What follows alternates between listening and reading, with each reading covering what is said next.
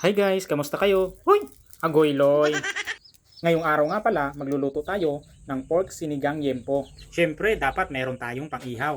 May bangus tayo at gagamitin na natin yung DIY natin na kala na may ihawan. Kapag mainit na ang ating mantika, ilagay ang sibuyas, kamatis, tapos inikos-mekos mo lang.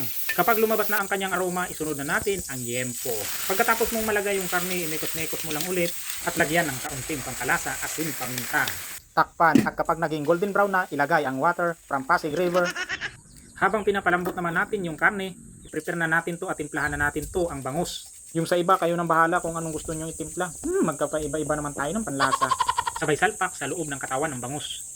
Pati sabaw, buhos na natin to. Lagyan natin pati ulo para magkalaman naman.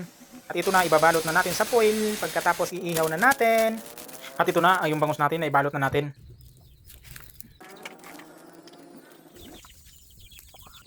Hindi magiging sinigang yan kung hindi maging maasim. Kaya lagyan natin ng sinigang mix. At asin, magic sarap, pang pasarap. Kapag malambot na yung karne, ilagay na natin yung okra at sili na green. Pag sa sinigang, always present yan. Kaya naman, tikman na yan. Mamaya, sumubra sa sarap, mahirapan tayo mag-adjust. Grabe ang sarap ng luto ko. Agoy Loy, sariling buhat na naman si Dudong.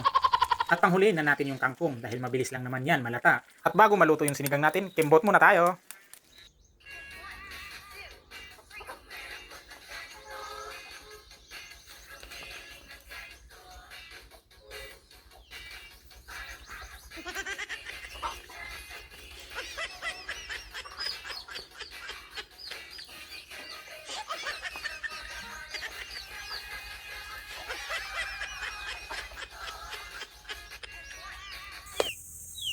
Napakasarap naman.